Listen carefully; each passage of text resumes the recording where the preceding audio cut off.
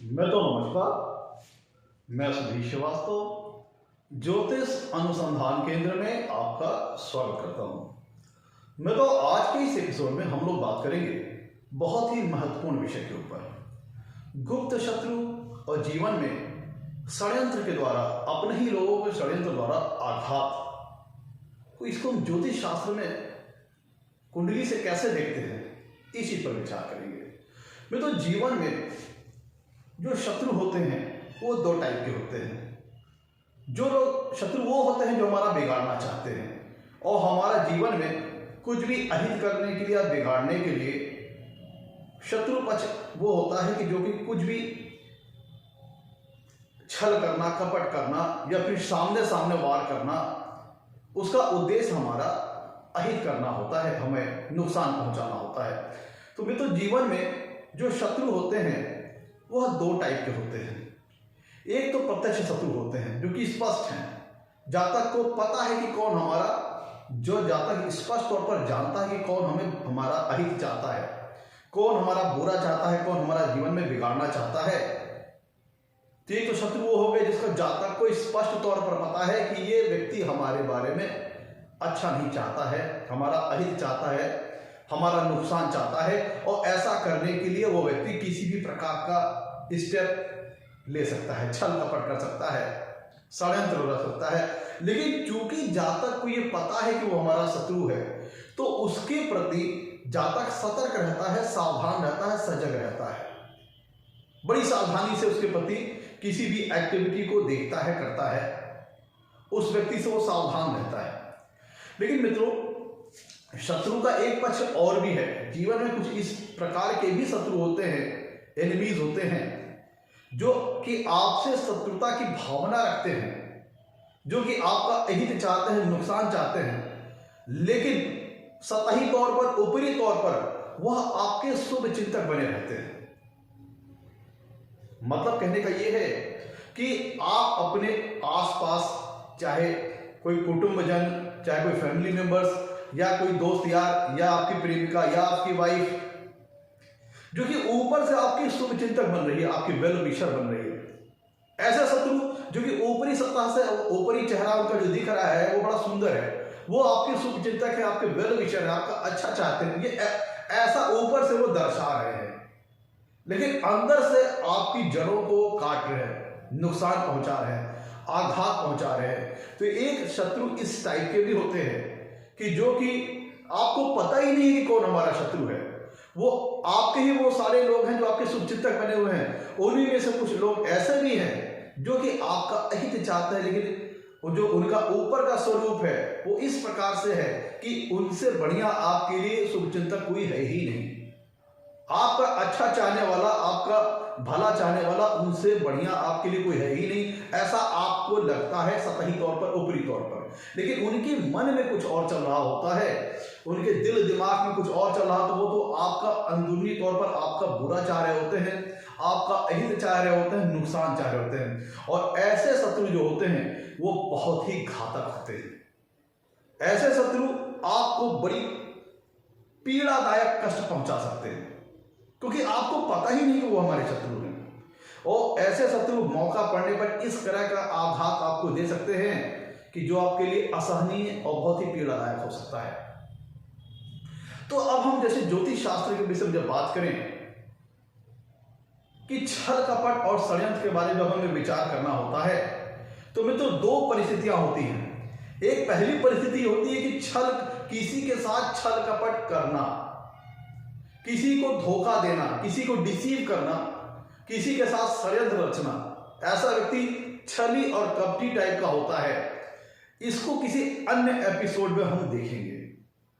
आज हमारा विषय है कि किसी व्यक्ति के साथ अपने ही लोगों द्वारा छल कपट, षड्यंत्र, गुप्त शत्रुता द्वारा आघात लगना, नुकसान पहुंचना। मतलब छल कपट में भी दो पार्ट हो गए। एक वो व्यक्ति होता है जो दूसरे को नुकसान पहुंचाता है, और एक कंडीशन वो है कि जिसमें खुद व्यक्ति नुकसान खाता है। वो किसी दूसरे व्यक्ति द्वारा रचे गए छल कपट और षड्यंत्र के कारण व्यक्ति जीवन में नुकसान अपने आप को खाता है, चोट पहुंचती है, उसको अहित होती है, क्षति होती है, उसके मान हानि होती है। तो आज का जो हमारा संदर्भ है, जो विषय है, वो ये है कि अपने ही लोगों द्वारा जो अपने लिए ऐसे लोग क्या होते हैं, गुप्त शत्रु होते हैं। ऊपर से आपके दोस्त बने हुए हैं, अंदर से आपके दुश्मन है, आपकी जड़ों को काट रहे हैं। तो जो गुप्त शत्रु होते हैं, जो कि यही कोई दोस्त यार, आपके पास पड़ोसी या आपके फैमिली मेंबर्स, आपकी वाइफ, आपकी प्रेमिका, कोई भी हो सकता है, जो कि ऊपर से आपका दोस्त बना हुआ लेकिन अंदर से आपको आघात पहुंचा रहा है और आप इस भ्रम में हैं कि उनसे बढ़िया शुभचिंतक आपके लिए कोई है ही नहीं। तो इस तरह की अवस्था को ज्योतिष शास्त्र में देखना कुंडली के माध्यम से आज इस विषय पर हम लोग डिस्कस करेंगे। तो इस चीज के लिए किन महत्वपूर्ण के कोई एक फिक्स रूल नहीं है कि हम ये कह दें तो बस यही होगा, मतलब कोई फिक्स डिटरमाइंड रूल नहीं है कि हमको यही देखना है। कई कंडीशंस है, हमको उन कुछ महत्वपूर्ण बिंदुओं को ध्यान रखना होगा, तब हमें ये पता चल पाएगा कुंडली से कि इस व्यक्ति को किसी के द्वारा छल कपट या गहरे षड्यंत्र का शिकार होना पड़ सकता है। मतलब अपने ही किसी परिजन के द्वारा या अपने किसी मित्र के द्वारा या अपने पार्टनर के द्वारा, बिजनेस पार्टनर के द्वारा या अपने लाइफ पार्टनर के द्वारा या अपनी प्रेमिका के द्वारा गहरा आघात, गहरा षड्यंत्र उसके खिलाफ होने की गहरी संभावना है। इसको कुंडली हम कैसे देखें, इसके लिए कोई फिक्स रूल नहीं है, लेकिन कुछ महत्वपूर्ण बिंदु हैं। अगर वो मिल जाते हैं तो फिर जातक को अपने जीवन में षड्यंत्रों का सामना करना पड़ सकता है अपने ही परिजनों के द्वारा। मैं तो इसके लिए सबसे पहले और सबसे महत्वपूर्ण, धोखा कौन खा रहा है, पहली बात, सबसे पहला महत्वपूर्ण बिंदु, धोखा कौन खा रहा है, षड्यंत्र का शिकार कौन हो रहा है, जातक हो रहा है। तो जातक को अगर हम ज्योतिष शास्त्र में कुंडली के माध्यम से देखें तो कैसे पता चलता है जातक कौन है। जब हम लगन की बात करें, लगन कुंडली जो लग्न स्थान है और लग्न का स्वामी जो लग्नेश है, यह जातक के व्यक्तित्व को, जातक के मनोबल को, जातक की स्थिति को बताते हैं। लग्न और लग्नेश ये जातक का प्रतिनिधित्व करते हैं। लग्न और लग्नेश का मतलब जातक अपने आप में, क्योंकि धोखा जो सबसे महत्वपूर्ण स्टेप है, धोखा कौन खाने वाला है, जातक। तो जातक को कुंडली में हम कहां से देखेंगे, लग्न और लग्नेश से। तो पहला महत्वपूर्ण बिंदु क्या है, लग्न और लग्नेश, जो कि जातक को रिप्रेजेंट कर रहे होते हैं। दूसरी बात करें, जो इस क्रम में जो दूसरी महत्वपूर्ण बात है वो है कुंडली का अष्टम भाव। पहले मैं करके बता रहे कि किन किन चीजों को हमें कंसीडर करना है, किन किन चीजों को हमें ध्यान रखना है। दूसरा महत्वपूर्ण बिंदु है कुंडली का अष्टम भाव। अष्टम भाव मित्रों मिस्ट्रीज का होता है, गुप्त रहस्यों का होता है, अकल्ट साइंसेस का होता है, गूढ़ता का होता है। अष्टम भाव से हम अकस्मात हानि, अकस्मात लाभ भी देखते हैं, लेकिन एक अष्टम भाव से एक महत्वपूर्ण चीज का भी विचार करते हैं। अष्टम भाव से हम गुप्त शत्रु का भी विचार हम कुंडली के अष्टम भाव से करते हैं। मतलब कुंडली के अष्टम भाव से अगर जातक को जीवन में किसी प्रकार से छल कपट, धोखे या षड्यंत्र का सामना करना होता है या सामना करना पड़ सकता है, तो उसके लिए हम कुंडली के अष्टम भाव को देखते हैं, अष्टम भाव और अष्टमेश को देखते हैं, क्योंकि अष्टम भाव बहुत सारे सिग्निफिकेंस को शो करता है, जिसके अंतर्गत एक महत्वपूर्ण विषय है गुप्त शत्रु, हिडन एनिमीज। जब हमें जीवन में प्रत्यक्ष शत्रुओं का विचार करना हो, जो हमें स्पष्ट हमारे सामने है, तब हम कुंडली के छठे भाव को देखते हैं। लेकिन जब हमें गुप्त शत्रुओं का विचार करना हो, जो हमें दिखाई नहीं देते हैं लेकिन हमारा अहित कर रहे होते हैं, तब हम कुंडली के अष्टम भाव को देखते हैं। फिर इसके बाद मित्रों हम फिर कुंडली में राहु को देखेंगे। अभी हम बात करें किन किन चीजों को कंसीडर करेंगे, राहु को देखेंगे, क्योंकि मित्रों राहु छल कपट का कारक है, लेकिन छल कपट के साथ साथ राहु भ्रम की भी स्थिति को उत्पन्न करता है। तो जब हम धोखा देने की बात करेंगे, कोई व्यक्ति किसी को धोखा दे रहा है, किसी के प्रति षड्यंत्र रच रहा है, तब हम राहु के छल कपट वाले दृष्टिकोण को देखेंगे। लेकिन जब हम बात कर रहे हैं कि कोई व्यक्ति किसी के द्वारा धोखा खा रहा है, किसी के षड्यंत्र का शिकार हो रहा है, तब हम राहु के द्वारा रचित की गई भ्रम की स्थिति को देखेंगे, क्योंकि राहु भ्रम की भी रचना करते हैं, जातक को मानसिक स्थिति को भ्रम में रखते हैं, इल्यूजन रखते हैं, जातक को किसी गफलत में रखते हैं, गलतफहमी में रखते हैं, भ्रम में रखते हैं। और फिर क्योंकि हमें देखना है कि कोई गुप्त शत्रु हमारा क्या करना चाहता है, हमारा अहित करना चाहता है, हमारा नुकसान करना चाहता है। तो अगर कुंडली में लग्न और लग्नेश जातक को रिप्रेजेंट करते हैं, तो जातक की क्षति को कौन रिप्रेजेंट करेगा, कुंडली का 12वां भाव। कुंडली का जो व्यय भाव होता है, 12वां भाव होता है, वह जातक की क्षति को शो करता है, जातक की हानि को शो करता है, जातक के लॉसेस को शो करता है। तो हमें इतने महत्वपूर्ण बिंदुओं का अपने इस विषय में ख्याल करना है और क्या देखना है। ये देखिए 12वां भाव हम लोग इसमें इसलिए कंसीडर कर रहे हैं क्योंकि 12वां भाव जातक की क्षति को शो करता है। कई बार क्या होता है कि आप ठीक है, आपको अपने लोगों के द्वारा धोखा मिला, अपने लोगों के द्वारा छल कपट का शिकार होना पड़ा, लेकिन हो सकता है कि उसमें आपका भरोसा टूटे, आपको कोई बहुत बड़ी क्षति ना पहुंचे। लेकिन जब हमें देखना है कि कोई जातक को अपने ही किसी लोग के द्वारा गहरे संकट का शिकार होना पड़े, गहरे षड्यंत्र का शिकार होना पड़े, तब हमें इसमें 12वां भाव भी शामिल करना पड़ेगा, क्योंकि ये जातक की क्षति को शो करता है, जातक के लॉसेस को शो करता है। मित्रों, अब इसको देखते हैं कैसे देखा जाता है। मित्रों, सबसे पहला गुप्त शत्रु कौन है? वो व्यक्ति है जिसको जातक अपना शुभ चिंतक समझ रहा होता है। वो व्यक्ति ऐसा शत्रु जो कि ऊपरी तौर पर, सतही तौर पर सामने जो स्पष्ट है उस पर उसको लगता है कि वो व्यक्ति हमारा शुभ चिंतक है, और ऐसा व्यक्ति सामने वाला ऐसा बिहेव भी करता है, ऐसा बर्ताव भी करता है कि ऐसा लगता है आपको कि वो हमारा शुभ चिंतक है, हमारा वेल विशर है। लेकिन अंदरूनी तौर पर वो आपका अहित चाहता है, नुकसान चाहता है, आपको आघात पहुंचाना चाहता है, और इस तरह के स्टेप्स वो लेता भी है जिससे आपको नुकसान पहुंचे, लेकिन वो स्टेप्स उसके जाहिर नहीं रहते। और जब तक आप समझ पाए तब तक आपका काफी नुकसान हो चुका होता है। तो इसका मतलब क्या हुआ कि उस व्यक्ति को लेकर के हमारे मन में भरोसा है, विश्वास है। तो ये भरोसा और विश्वास कहां पनपता है? जातक के मस्तिष्क में, उसके हृदय में, उसके मन में। किसी व्यक्ति, भाई इसको छल कपट षड्यंत्र में क्या होता है? आदमी का भरोसा टूटना, उसका विश्वास टूटना। तो इसका मतलब क्या होता है कि जातक को अपने किसी परिजन के प्रति, या अपने किसी मित्र के प्रति, या अपने किसी लाइफ पार्टनर के प्रति, या अपने किसी लाइफ पार्टनर के प्रति, या किसी प्रेमिका के प्रति जातक को विश्वास और भरोसा है। और ये भरोसा, ये विश्वास कहां पनपता है? जातक के मन में। लेकिन वो व्यक्ति वास्तव में हमारा वेल विशर नहीं है, वास्तव में हमारा शुभचिंतक नहीं है। तो इसका मतलब क्या हुआ कि हम उसको लेकर के भ्रम में हैं, गफलत में है कि वो हमारा शुभचिंतक है। तो कुंडली में भ्रम की स्थिति को उत्पन्न कौन करता है? सर्वप्रथम राहु। राहु एक ऐसा ग्रह है कि जब हम धोखा देने की बात करेंगे तब इसको छल कपट के दृष्टिकोण से देखेंगे, लेकिन हम जब धोखा खाने की बात कर रहे हैं तब इसके राहु का एक दूसरा एंगल भी है, भ्रम की स्थिति जनरेट करना, गलत फहमी की स्थिति जनरेट करना, गफलत की स्थिति जनरेट करना, उसको हम ध्यान रखेंगे। इस राहु के इस पक्ष को हम ध्यान में रखेंगे। तो अगर कुंडली में मित्रों जातक को किन चीजों से हम रिप्रेजेंट करते हैं? लगन स्थान से, लगन के स्वामी लग्नेश से, और कुंडली में मित्रों चंद्रमा मन का कारक होता है। और कुंडली का चौथा भाव, देखिए किन किन चीजों से जातक की मन स्थिति का विचार किया जाता है। सबसे पहला हो गया लग्न, या फिर लग्न का स्वामी लग्नेश। दूसरी महत्वपूर्ण चीज होगी कुंडली में चंद्रमा, क्योंकि कुंडली में चंद्रमा जातक के मन की स्थिति को बताता है। चंद्रमा क्या होता है? जातक की मन की स्थिति को बताता है। चौथा भाव जातक के हृदय स्थान का है, उसकी मानसिक स्थिति का है। कुंडली का चौथा भाव जातक की मेंटल स्टेट को बताता है, उसके माइंड की स्टेट को बताता है। और पंचम भाव जातक की बुद्धि का है। ध्यान दीजिएगा, चीजों को कागज पे नोट डाउन करिएगा। जिन चीजों से जातक की मन स्थिति का विचार किया जाता है, कुंडली के उन भावों को नोट कीजिए। लगन और लग्नेश। चंद्रमा चूंकि जातक के मन की स्थिति को शो करता है।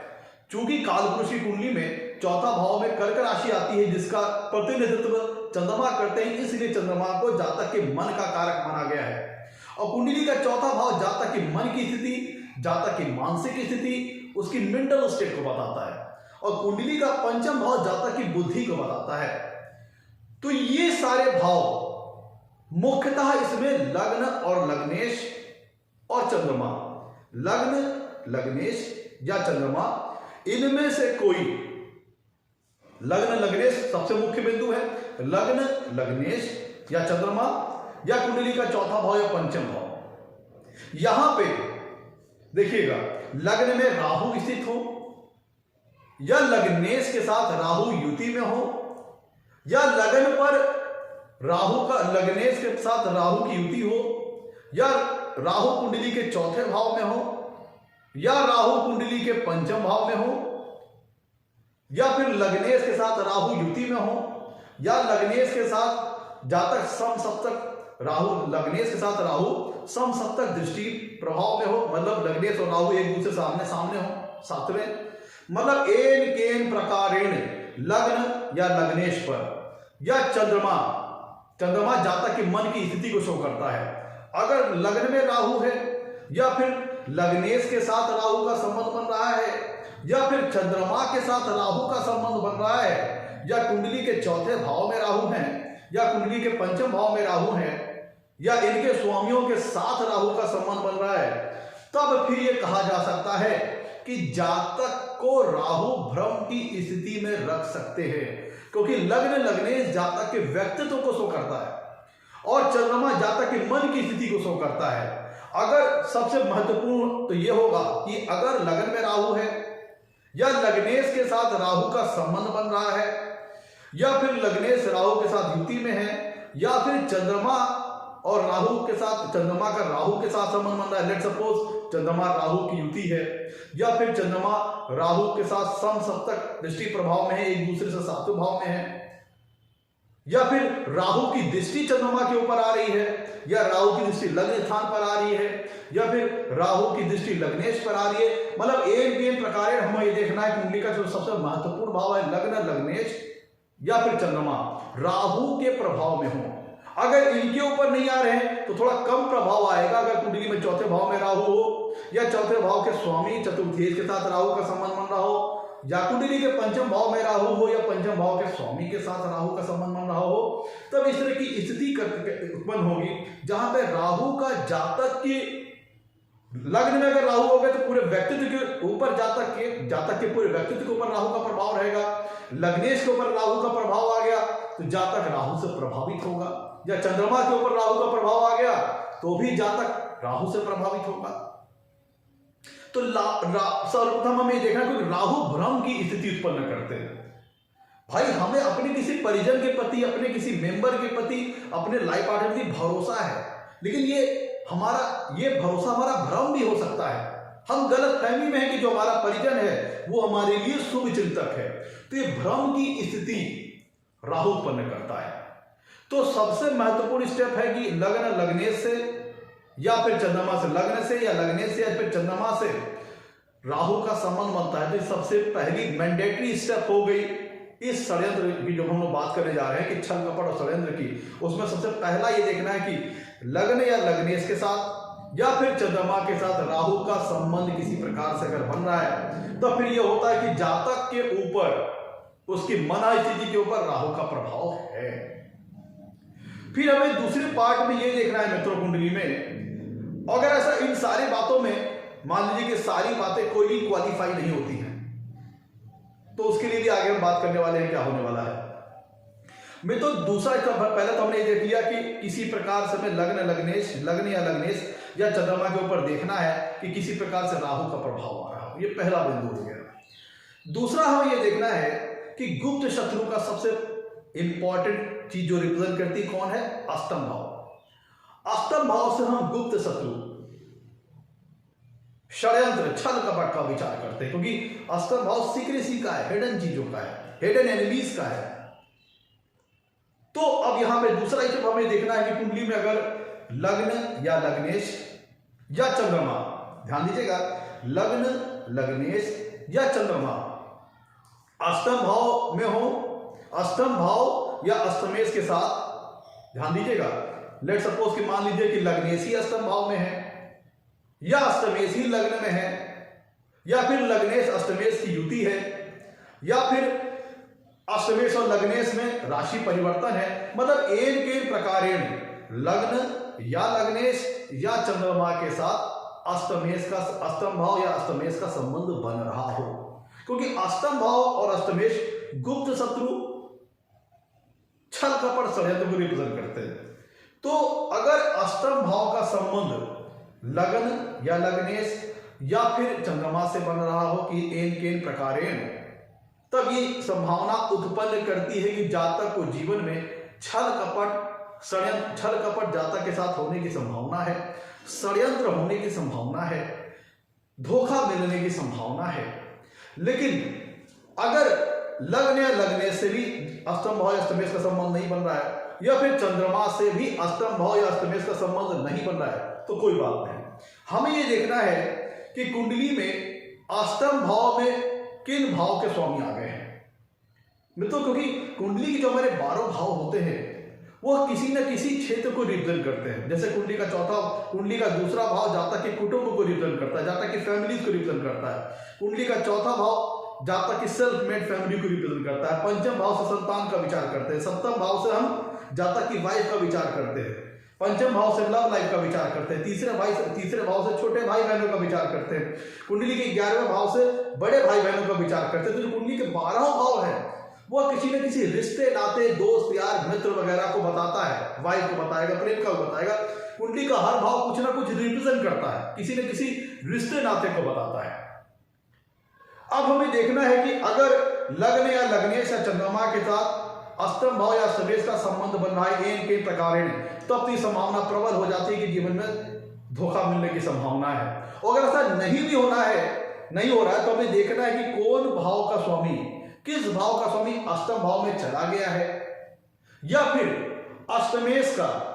पहले तो हमें देखना है कि अष्टम भाव में किन किन भावों के स्वामी चले गए, क्योंकि हर भाव कुछ ना कुछ रिप्रेजेंट करता है, किसी न किसी रिश्ते नाते को रिप्रेजेंट करता है। तो अगर कोई किसी भाव का स्वामी अगर अष्टम भाव में आ गया है तो उस भाव से संबंधित जो रिश्ते नाते हैं उसके द्वारा छल कपट मिलने की, षड्यंत्र होने की संभावना है।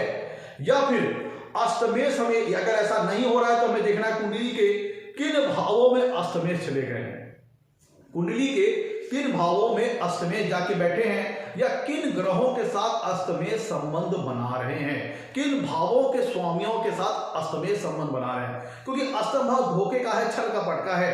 अष्टम भाव से बहुत सारी चीजें विचार की जाती है, लेकिन साथ साथ गुप्त शत्रु और धोखे वगैरह का भी विचार किया जाता है। तो अगर किसी भाव का स्वामी अष्टम भाव में आ रहा है तो उस भाव से संबंधित जिन रिश्ते नातों का विचार किया जाता है तो उनसे संबंधित छल कपट मिलने की संभावना है। या ऐसा नहीं है तो अष्टमेश हमें देखना किन भावों में जाके बैठे हैं या किन भावों के स्वामियों के साथ संबंध बना रहे हैं। तो सबसे पहला अगर लगन लगने से चंद्रमा के साथ अष्टम भाव या अष्टमेश का संबंध बन गया तो ये संभावना प्रबल हो जाएगी जीवन में किसी प्रकार का छल कपट षड्यंत्र होना है। या फिर जिन भी भाव या भाव के स्वामियों के साथ अष्टम भाव या अष्टमेश का संबंध बन रहा है तो उस भाव से संबंधित जो रिश्ते नाते हैं उनसे संबंधित छल कपट मिलने की संभावना बन जाती है। ध्यान दीजिएगा, मैं रिप्रेजेंट कर रहा हूं, बोल रहा हूं संभावना, ना कि निश्चित तौर पर, क्योंकि जब हम सारी चीज को मिला देंगे तब हम किसी निश्चित कंक्लूजन पे पहुंच पाएंगे। अब यहां पे ध्यान दीजिएगा कि इससे यह क्लियर हो गया कि जीवन में छल कपट और धोखा मिलने की संभावना है। इसको हम देख रहे हैं अष्टम भाव अष्टमेश के द्वारा, कि अगर कोई भाव का स्वामी अष्टम भाव में चला गया है तो पहले ध्यान दीजिएगा, जो हमने पहली कंडीशन आपको बताई थी कि राहु का संबंध लग्न या लग्नेश या चंद्रमा के साथ किसी न किसी प्रकार होना चाहिए। क्योंकि जब राहु भ्रम में रहेगा, जातक जब भ्रम में रहेगा, किसी गलत फहमी में रह जाएगा, किसी गफलत में रह जाएगा, जब उसे भ्रम रहेगा तभी तो धोखा खाएगा। तो राहु का प्रभाव लग्न या लग्नेश या चंद्रमा से किसी न किसी प्रकार राहु का संबंध बनना चाहिए। तो वो मैंडेटरी स्टेप पहली। दूसरी हमें देखनी है कि साथ ही साथ हमें देखना है कि अष्टम भाव या अष्टमेश का संबंध किन भाव या किन भाव के स्वामियों के साथ बन रहा है। चाहे किसी भाव का स्वामी अष्टम भाव में आ जाए या चाहे किसी भाव का स्वामी अष्टमेश के साथ युति में हो, अष्टमेश के साथ राशि परिवर्तन में हो, मतलब किसी भी भाव या भाव के स्वामी का अष्टम भाव या अष्टमेश के साथ संबंध बन रहा हो तो उस भाव से संबंधित जिस रिश्ते नातों का विचार करते हैं उससे संबंधित छल कपट धोखा मिलने की संभावना है भी। तो साथ ही साथ इसके बाद हमें देखना है कि भाई ठीक है, बहुत बार क्या होता है कि आदमी के साथ छल कपट होता है लेकिन ज्यादा से ज्यादा क्या होगा, उसका भरोसा टूटता है, विश्वास टूटता है, उसका कोई बहुत बड़ा नुकसान नहीं होता। तो फिर अब यहाँ पे कुछ शामिल करना है तीसरा फैक्टर। तो तीसरा महत्वपूर्ण फैक्टर है वो है हानि का, लॉस का। और हानि और लॉस को हम कहां से देखते हैं? कुंडली के 12वें भाव से, कुंडली के व्यय भाव से लॉस का स्थान है कुंडली का 12वां भाव। तो अगर आगे बहुत महत्वपूर्ण बात सुनिएगा कि दो ऊपर की जो स्टेप्स है, दो मैंडेटरी स्टेप्स, इनको हमने देख लिया। तीसरी मैंडेटरी स्टेप्स है कुंडली का 12वां भाव या 12वें भाव का स्वामी भी उन भावों से, ध्यान दीजिएगा तीसरा महत्वपूर्ण स्टेप है, कुंडली, अभी तो 2 स्टेप क्लियर हो गया, अब तीसरा स्टेप ये है कि कुंडली का 12वां भाव या 12वें भाव का स्वामी भी उन भावों या उन भावों के स्वामी के साथ संबंध बना ले जिनसे अष्टम भाव या अष्टम भाव के स्वामी अष्टमेश का संबंध बन रहा है। तब ये तीनों कंडीशन जब पूरी हो जाए तब जातक को अपने जीवन में जहां पे छल कपट मिलने की संभावना है, अपने ही परिजनों द्वारा षड्यंत्र का शिकार होने की संभावना है। तीसरा महत्वपूर्ण स्टेप ध्यान दीजिएगा कि जिन महत्व भावों और भावेश के साथ, जिन भाव या भावेश के साथ अष्टम भाव या अष्टमेश का संबंध बन रहा है, तब तो इसने संभावना बता दी कि हमारे जीवन में जिन भावों के साथ अष्टम भाव या अष्टमेश का संबंध बन रहा है उनसे संबंधित रिश्ते नातों से छल कपट मिलने की संभावना है। लेकिन जब इसी में तीसरा फैक्टर आके शामिल हो जाएगा कि कुंडली का 12वां भाव या 12वां भाव का स्वामी भी उन्हीं भाव या फिर उन भाव के स्वामी के साथ संबंध बना ले जिससे अष्टम भाव या अष्टमेश संबंध बना रहे हैं, तब यहां पे ये संभावना निश्चितता में बन जाएगी, कंफर्म हो जाएगी कि हमें उस भाव से संबंधित जिन भी रिश्ते नातों का प्रतिनिधित्व किया जाता है उनसे धोखा मिलने की संभावना, उनसे छल कपट होने की संभावना, उनके द्वारा षड्यंत्र का शिकार होने की संभावना प्रबल हो जाएगी। तीनों महत्वपूर्ण फैक्टर, पहला कि लग्न या लग्नेश और चंद्रमा, लग्न या लग्नेश या चंद्रमा के ऊपर राहु का प्रभाव हो। और अगर ऐसा नहीं भी होता है मित्रों, अगर ऐसा नहीं भी होता है तब हमें देखना कि राहु, अगर जो मैंने तीनों फैक्टर बताया, पहला महत्वपूर्ण बिंदु है कि तीनों कंपोनेंट में अगर लग्न या लग्नेश या चंद्रमा के साथ राहु का संबंध बन जाए, अष्टम भाव या अष्टमेश का संबंध बन जाए, या 12वां भाव या 12वें भाव का स्वामी, तीनों कंपोनेंट अगर लग्न लग्नेश या चंद्रमा के साथ संबंध बना ले तो निश्चित तौर पर जातक को जीवन में छल कपट और षड्यंत्र का शिकार होना पड़ सकता है।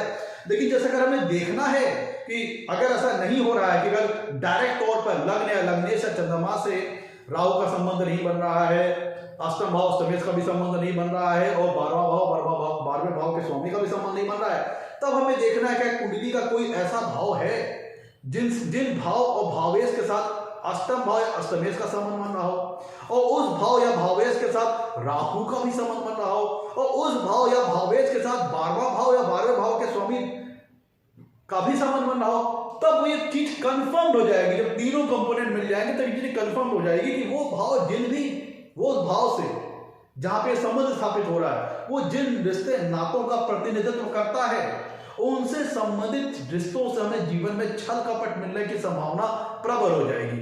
अगर उदाहरण के तौर पर बात करूं कि मान लीजिए कुंडली में लग्नेश के साथ राहु की युति है, एक उदाहरण दे रहा हूं कि मान लीजिए कुंडली में लग्नेश के साथ राहु की युति है, तो वो पहली कंडीशन पूरी होगी कि जातक को भ्रम की स्थिति उत्पन्न हो सकती है।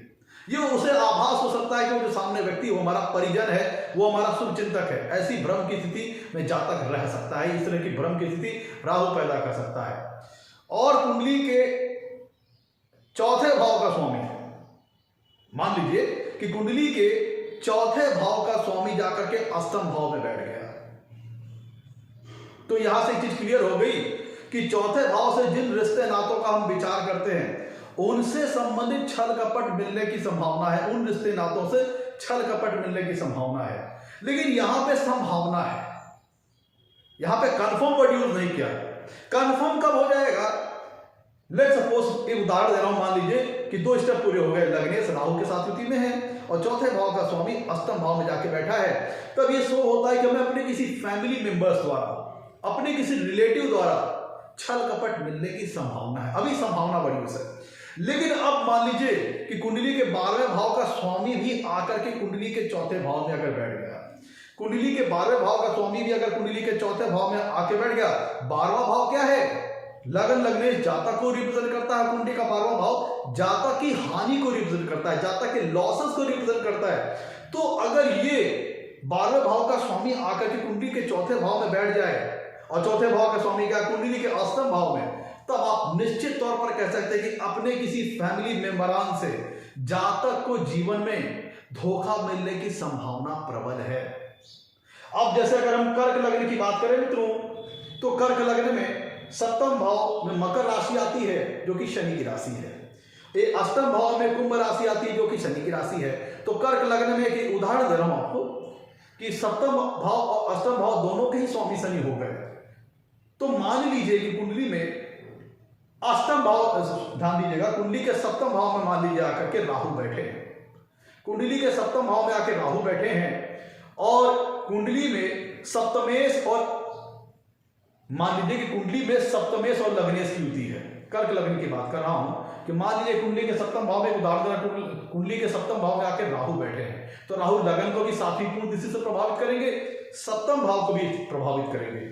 और मैंने बताया था आपको सर्वप्रथम अगर कुंडली में देखना है कि लग्न या लग्नेश या चंद्रमा के साथ राहु का संबंध हो, पहली मैंडेटरी कंडीशन। और अगर ऐसा नहीं भी होता है तब हमें देखना है कि कुंडली के जिन भाव या भावेश के साथ अष्टम भाव या अष्टमेश या फिर 12वें भाव के स्वामी, 12वें भाव के स्वामी 12वां भाव या 12वें भाव के स्वामी, जिन दो कंपोनेंट जब मिल जाए, अष्टम भाव या अष्टमेश या 12वां भाव या 12वें भाव का स्वामी, ये दोनों जब मिल करके किसी भाव या भावेश के साथ संबंध बना रहे, उसके साथ भी अगर मान लीजिए लग्नेश और चंद्रमा के साथ राहु का संबंध नहीं बन रहा है, लेकिन उन भाव या भाव के स्वामी के साथ बन रहा है जिनसे अष्टम भाव या अष्टमेश या फिर अष्टम भाव अष्टमेश और 12वें भाव के स्वामी दोनों का संबंध उस भाव से बन रहा है जहां उनसे अगर राहु संबंध बन जाता है तो भी स्थिति उत्पन्न हो जाएगी। जैसे मैं उदाहरण दे रहा हूं कि लेट सपोज मान लीजिए कुंडली में कर्क लग्न में शनि सप्तमेश अष्टमेश दोनों हो गए, सप्तम भाव में आके राहु बैठे हैं और चूंकि कर्क लग्न में शनि को सप्तम भाव का भी फल करना है, अष्टम भाव का भी फल करना है, तो शनि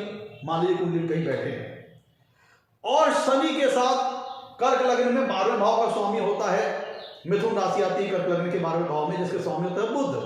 शनि और बुध की कुंडली में युति है कहीं पे, शनि और बुध की युति कुंडली में कहीं पे है और चूंकि कर्क लग्न की कुंडली में शनि सप्तमेश अष्टमेश दोनों हैं और राहु कुंडली के सप्तम भाव में बैठा है तो सप्तम भाव को भी प्रभावित करेंगे और सप्तम पूर्ण से लग्न स्थान को भी प्रभावित करेंगे। तो ऐसी दशा में जातक को अपनी वाइफ के द्वारा चीटिंग का सामना करना पड़ सकता है, अपनी वाइफ के द्वारा छल कपट मिलने की संभावना ऐसी स्थिति में बन जाती है। अगर शनि कहीं कुंडली में पीड़ित है, बुध के साथ युति में है और इस तरह की स्थिति है तो अपने जातक को अपनी पत्नी के द्वारा छल कपट धोखा मिलने की संभावना बन जाती है। कर्क लगने में शनि सप्तमेश अष्टमेश दोनों है, तो अगर सप्तम भाव में राहु है, सप्तमेश बुध के साथ कहीं युति में है, तो चूंकि इस तरह की स्थिति उत्पन्न हो सकती है।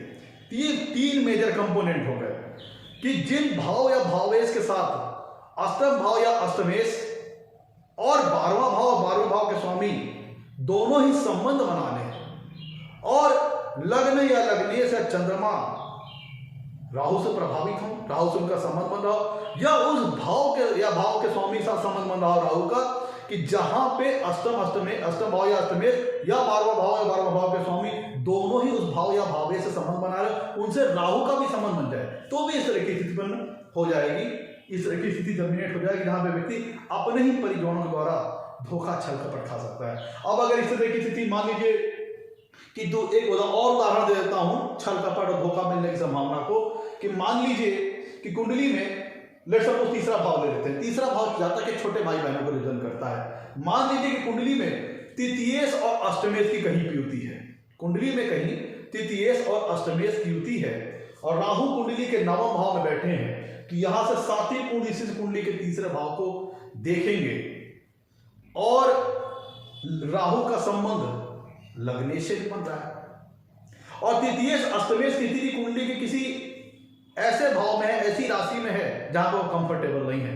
तो लेट सपोज मान लीजिए कि राहु का संबंध, राहु 9वें भाव में है और राहु सप्तम पूर्ण दृष्टि से तीसरे भाव को भी देख रहे हैं और राहु कुंडली के पंचम दृष्टि से लग्न स्थान को भी देख रहे हैं। राहु 7वीं पूर्ण दृष्टि से तीसरे भाव को देख रहे हैं और पंचम दृष्टि से लग्न स्थान को देख रहे हैं और कुंडली में तृतीयेश और अष्टमेश की युति है।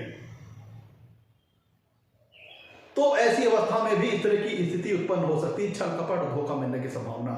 यह स्थिति और प्रबल हो जाएगी कि अगर तृतीयेश कुंडली के अष्टम भाव में चले गए हैं, तृतीयेश कुंडली के अष्टम भाव में चले गए हैं, राहु 9वें भाव में है, यहां से 7वीं पूर्ण दृष्टि से कुंडली के तीसरे भाव को देख रहे हैं और राहु पंचम दृष्टि से लग्न को भी देख रहे हैं, तो भी इस तरह की स्थिति उत्पन्न हो सकती है कि अपने छोटे भाई बहनों के द्वारा छल कपट मिलने की संभावना है।